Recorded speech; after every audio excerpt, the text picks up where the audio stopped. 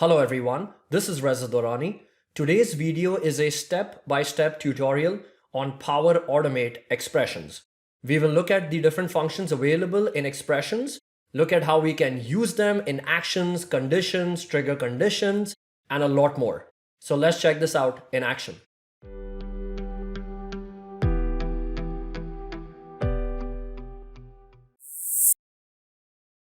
Expressions are a set of functions that can be used to perform specific actions within flows. String manipulation, working with dates and times, converting data types, performing logical functions and mathematical calculations, performing complex conditional statements, and a lot more. The anatomy of an expression. I have a sample expression function called replace, wherein we define the original string, then the text that we would like to replace, and then the new text with which we would like to replace it with. Here is some sample data with the replace function. Replace the text expressions are difficult. Replace the text difficult with the text fun. So with this expression, the function here is replace, and this function accepts 3 parameters. So the basic anatomy of an expression is a function, and then it may have 1 or more parameters. You can also nest expressions. The output would be expressions are fun, the word difficult replaced with the word fun. Expressions can be used in any action in flow, can be used in any condition in flow, can also be used in the trigger action of your flow. Very important to trigger the flow or call your flow only when you truly need it. The expression editor as of today comes in 2 flavors. One is the classic editor and the second one is the modern editor. Currently, the classic editor is generally available and the modern editor is the one that is an experimental feature soon to go into general availability. In the classic editor, the space to enter the expression is very limited. In the modern editor, the expression space is large. So if we were to plug in long, complex, or nested expressions, in the classic editor, it is difficult to see the entire expression in one go. In the modern editor, because of the real estate that is provided for us, we can easily see the entire expression at once. In the classic editor, if you need to get data from dynamic content in a flow, you have to switch over to the dynamic content tab and then pick the dynamic content values. In the modern expression editor, as we are plugging in the expression, if we need dynamic values, they are provided to us right at the bottom of the expression editor experience itself. The classic editor requires the user to click a button to confirm that the expression that they've entered is complete. In the modern editor, if the user was to just click out of the expression experience, the expression would be automatically stored. To start with, I'm going to use an instant cloud flow that triggers manually. I've given this flow a name. To learn the basics of expressions, I will select a data operation action in Power Automate called compose. This acts just like a static variable in flow. Now to begin plugging in your expressions, when I select specific property of an action, we can see how this dialog box appears, which gives us dynamic content, which is dynamic properties that all the preceding actions in this flow are exposing. In this case, I just have one action, which is my flow being triggered, and these are the properties that that specific action is exposing. To plug in expressions, we need to move over to the expression tab. Let's take one example. I will use a string function called concat, which concatenates or combines any number of strings together. So I will select this, open the bracket. Now IntelliSense is guiding me through. It says this attribute is required, the string to combine. So I'm going to type in power in single quotes. Then I can provide another attribute here. So let's say I just provide a space, and I can keep adding additional parameters to this specific function. So my third parameter here would be automate. Now that completes my expression. It is important that I hit OK so that the expression gets saved. Let's go ahead and save the flow and let's test this flow. Now once the flow run is complete, if we look at the compose action, the output here is power space automate. Now back to the expression, if I select this, it will open that expression experience so I can make changes to this. Gone ahead and added another parameter to this, and I have to ensure that I click update. If I do not and just click anywhere outside that expression box, now if I go back to that expression, you will note that my changes were not saved. Additionally, if I've really zoomed in to my browser, the expression dialog does not even appear. Only the dynamic contents are available here for me to choose. So ensure that you have a decent browser resolution in order for you to get this dialog box for expressions. This is the classic expression editor in which the only real estate we have to play with is this. I can write long nested expressions. For example, I can write another concatenate function on top of this. So concatenate the result of this concatenate with additional attributes. So let's say I concatenate this with flow. There's not enough real estate for me to look at the entire expression together. One tip is you can copy your expression. I'll click update so it updates it. If you head over to 3 ellipses, there's an option for us to write notes. Here, I can plug in that expression. So whenever a user looks at the flow, they can see the expression. This is static text. If I was to make a change to the expression, the note will not change. I have to go back and reset the note. If you hover on the expression function, it will showcase the entire expression underneath it. Another key option that we have is something known as peak code. Any action, if I go to 3 ellipses and head over to peak code, you can look at the code behind that action. I can see that expression function right here. It will always begin with this @ symbol.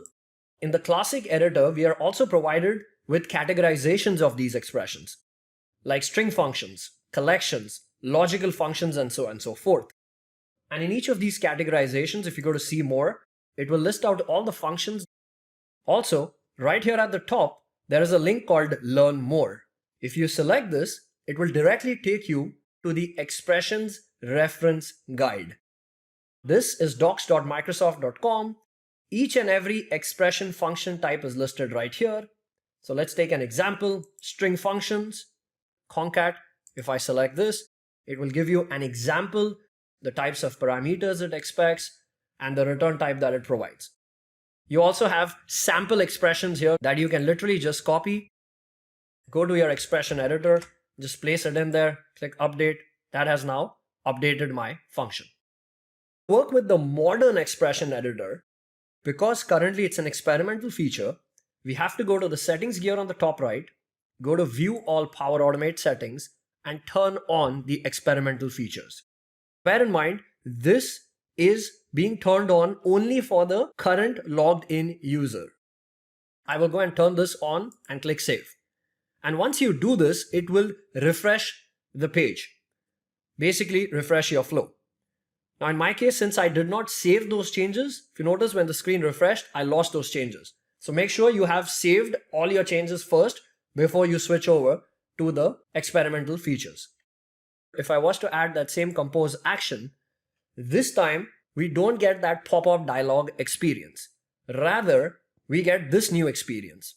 The first one is dynamic content, and the second one is expressions. And the expression box here is extremely large. And to get to the list of all the functions, that's the link right here. If we select this, we are back to the reference guide for expressions. Now let's take an example of another string function. We'll pick replace. So I'll just go ahead and copy the sample example, go back to flow, paste my function right here.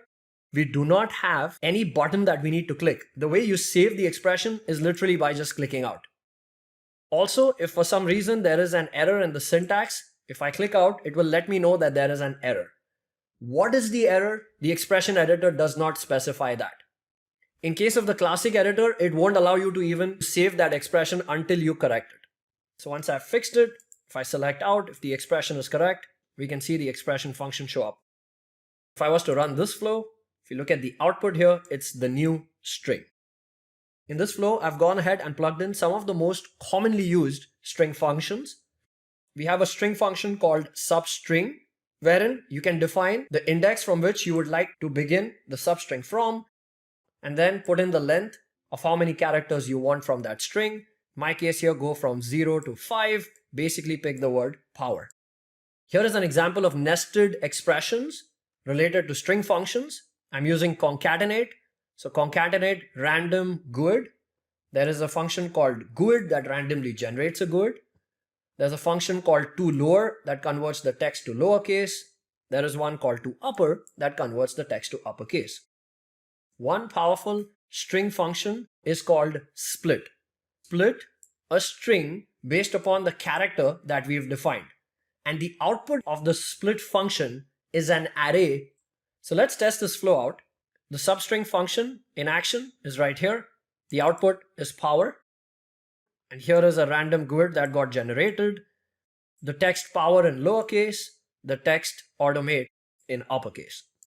There is a function called indexOf that gives us the index of a specific text that we provide right here. So index of the letter T gives me the first index of where it finds this letter. The index is 2. There's a function called lastIndexOf, gets the last index of the string that you've specified here. In my case, the letter, which is A, is sitting at the index 11. Starts with checks to see if the string starts with the text that you have specified and it returns a Boolean value of true or false. Please note, this true is different from the text true that you type in. There's a function called trim if you would like to trim the white spaces. And here is the output of the expression split. It gives me the data in the form of an array or a collection. And the key to note for arrays or collections is you will see these square brackets. Let's look at some logical and math functions. I have a variable of type string. I'm using the contains function to check if the variable contains the text Reza. Now to write an expression like this, I'll start typing the function name. IntelliSense will guide us through. So contains, I need to provide the string or the array as the first attribute.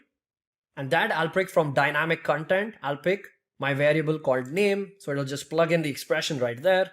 And then comma, search for the text Reza. We have equals that checks to see if the string equals the value that we've provided. Logical expressions of ands and ors that we can combine. Does the variable name start with the letter R? And does the variable name end with the letter I? If we were to use this same expression in a condition, I'll head over to condition. We'll go to expression and plug that expression in here and click OK. Output of this expression is true or false. Equal to, here it is very important for us to go to expression and type in true or false. This is an actual Boolean object of true. Let's test this out in action. Does the variable name contain Reza? It's true. Does it equal Reza Dorrani? That's true. Does the variable start with R and end with D? It's true. And for our condition, it evaluated to true, so it went to the yes branch. Get me the minimum value from an array of numbers. The minimum value here is 1. We also have a max function, so that gives me the number 9. Generate a random number between 1 and 500. Another function is called range. Create a range from 0 to 10. Basically give me an array of numbers here that has 10 values in it, so it goes from 0 to 9. When working with dates and times with Power Automate, very important to note, Flow works with dates and times in UTC format only. If I need the current date and time, there is a function called UTC now. We have a function called format datetime, and you can specify the format in which you would like the output to be provided in. If you would like to convert it from UTC to any time zone of your choice, we have a function for that as well. It's called convert from UTC. Give it the date and time. Which time zone do you want to convert it into? And then which format do you want to use for the output? We also have functions to add days, subtract days, add 3 days to the current date and time, convert that to the central standard time, and then output it in the following format. If you would like to subtract 3 days from today, the function is the same, add days, but we just append a negative integer. If I need the day of the week, the function is day of the week, UTC now. Here are the outputs. UTC now gives us the current date and time in UTC format. This is with the format being applied. This is the current date and time in my time zone. I'm recording this video as of the 14th of October. 3 days from today is the 17th. 3 days before today is the 11th. And it's a Thursday, which is the 4th day of the week. There are also collection functions that we can leverage. Here I have two simple arrays of cars. There's a function called contain, where you can check if the array contains a specific value. We can check the length of an array. We can check to see if the array is empty.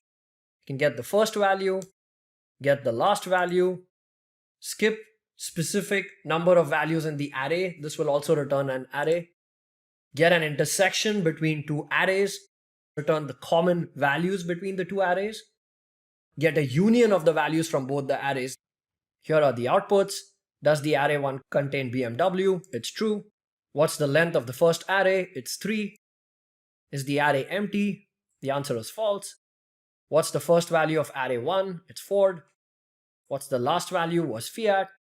Skip the first item in my first array, so it will return the remaining values of the array, which is BMW and Fiat.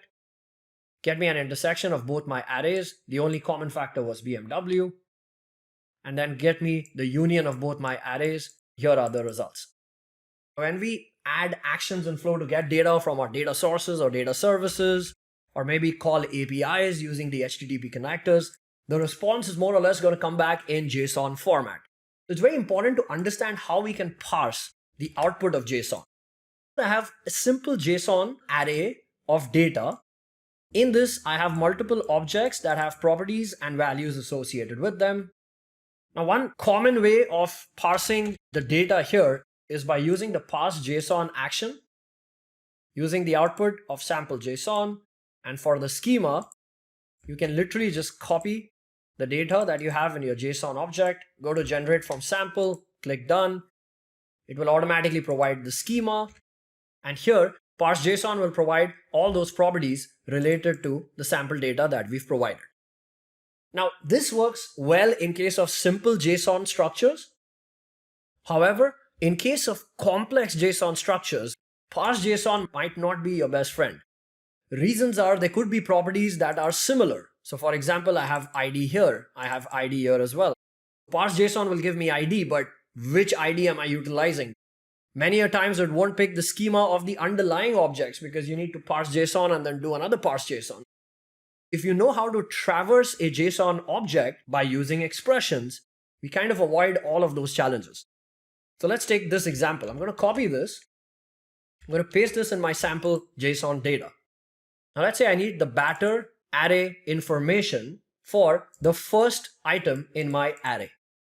Now to get that without using any parse JSON action, go to the expression editor, pick the output of sample JSON. I need the first object. So there are two ways to get it. One is by using the first function, and second is by directly specifying the array index. The index is 0, which is the first item. And in here, I have a property called batters.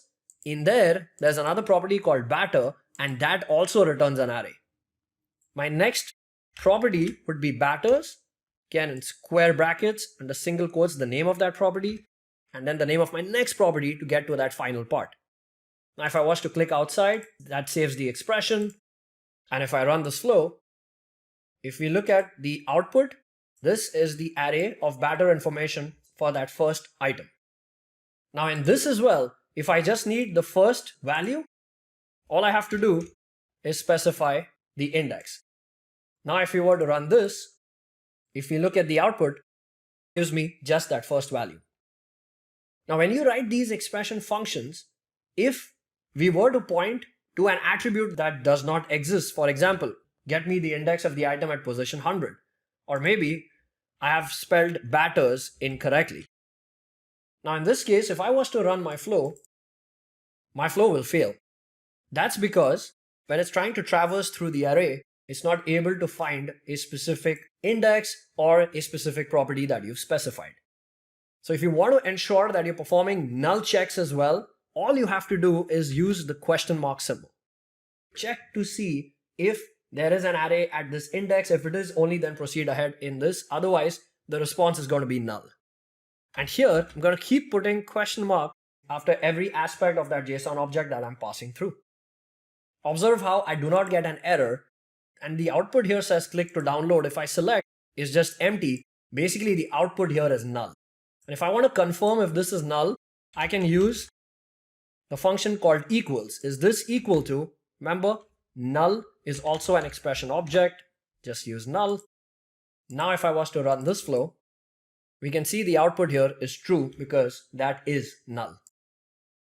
Another way you can write this notation, for indexes you have to give the array index, but when you have multiple properties like I have right here, I can even replace this with batters/batter, so it knows that it has to traverse through that specific set of attributes. So let's check this out. I'll put this as index 1. That's the second item. Go and get me the first property of the batter object. And this is the output. This comes in handy in a lot of scenarios. One of them is to avoid loops. I have a flow that triggers when a new item is created in a SharePoint list called travel requests. The moment the flow triggers, I grab the created by users manager from AD. Then we update the status of the item to pending, and we use the approval action in flow to begin the approval process. Now the approval action has a dynamic property that it provides called outcome, wherein we can check the outcome of the approval. So is it approved? If yes, I update the status, and then I send an email to the original creator that the travel request has been approved. If it's rejected, we send rejected information. Here where I'm sending the approval email, if I want to plug in the comments of the approver, if I pick responses comments, observe how it adds this apply to each loop. The reason is because responses is a property of type array. And whenever flow comes across an array property type, it will add this loop. In my scenario, I know that the approver is always going to be a single user. So I just created an item which has triggered this flow. Once the approver approves the request, if we look at the flow in action, the action start and wait for an approval, and specifically focus on the outputs, the output here is in the form of JSON. If I was to plug this in Visual Studio Code, the body attribute has another attribute called responses. And this is an array. And in this array, we have one responder, and the comments that the responder put in was okay. Now the reason why we get that loop is because of this array. Now if you want to avoid this loop, you can do that by leveraging expressions. I'll go to functions. If I search for body, the start and wait for an approval action has that value, so I'm just going to pick it. Now this is the attribute body. Now within this, I need responses, which is the array. So I'll write the following function to traverse through that JSON. I know that in this process, I only have one approver, so I'm just going to plug in array at index 0. And from this, I need the comments. I'm just going to plug in comments. We've avoided the for loop action completely by traversing through the array of JSON data. This process starts for every travel request that gets created. Maybe my requirement is we need to start the approval process only if the estimated airfare is greater than $100. So in order to do that, I have to start my flow conditionally. If you go to 3 ellipses here and go to settings, this is where you can plug in something known as trigger conditions, wherein you can conditionally trigger your flows. And you can add multiple conditions and they all run together with the logical condition AND. I don't get the expression editor here. So how do I plug in that expression? Here's a tip. Add a compose action right after this and grab your expression from here. So let's go to the expression syntax. So I have estimated airfare. I pick this, it plugs in the function to grab that value. I will use the greater than or equals function. Is this greater than or equal to 100?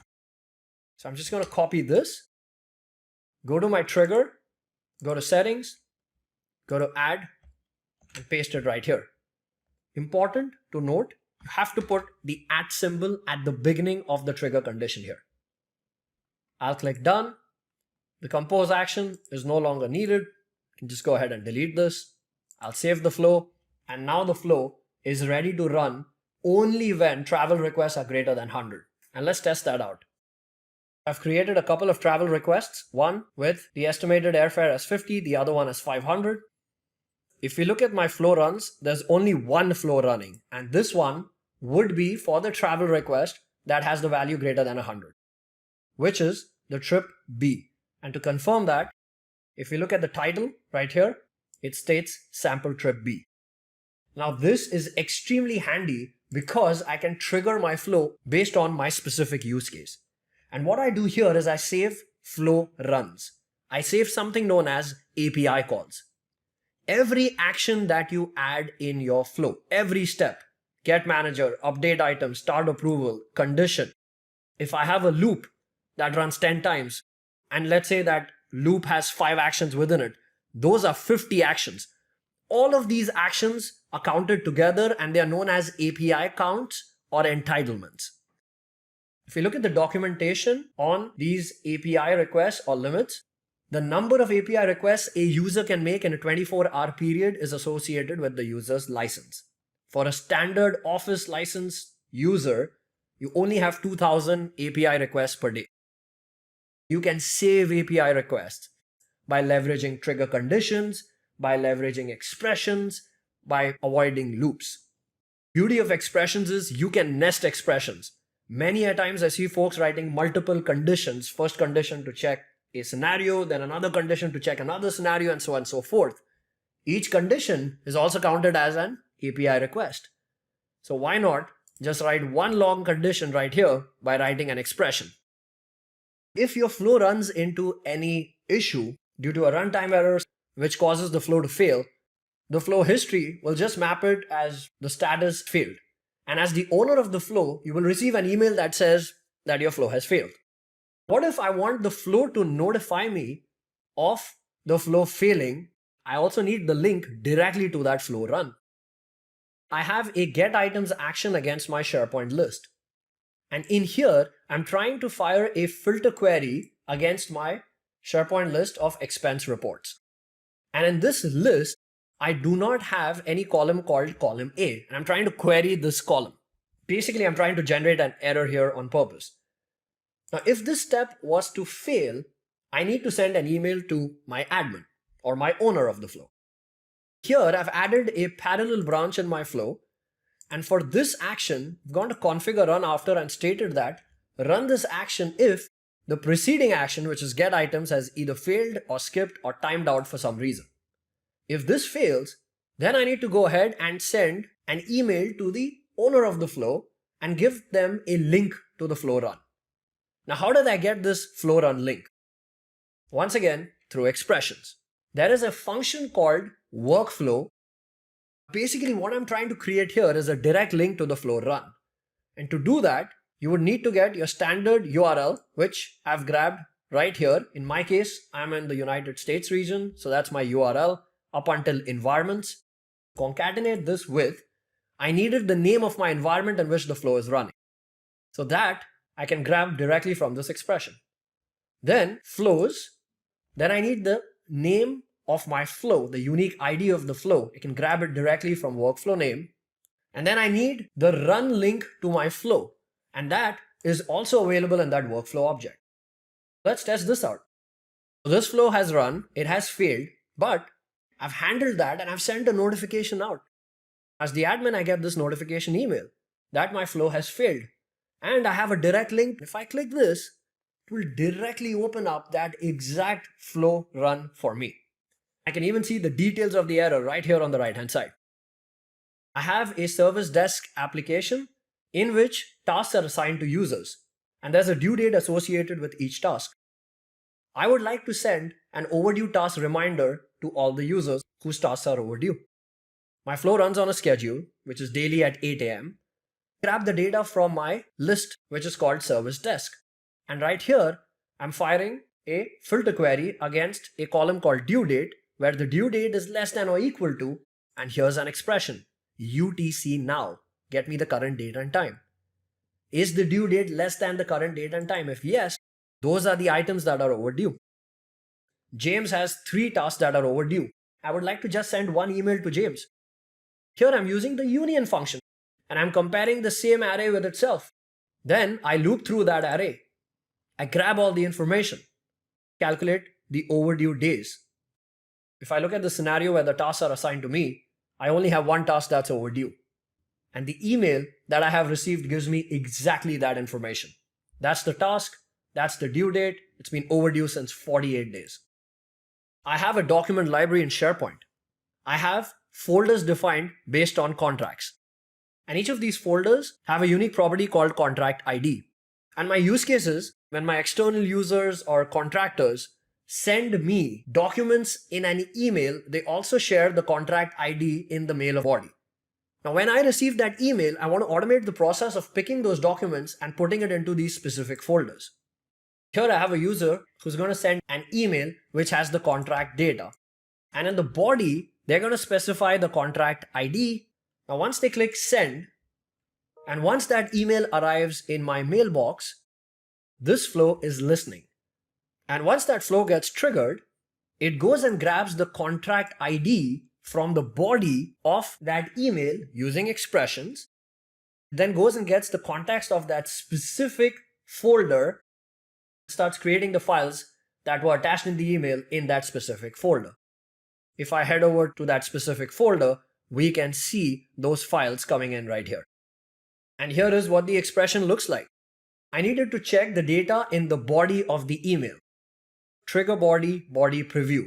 And that's easy to grab directly from dynamic value. I needed to split it by the return and the new line character, because if we look at the body of the email, the data will always come in this specific format.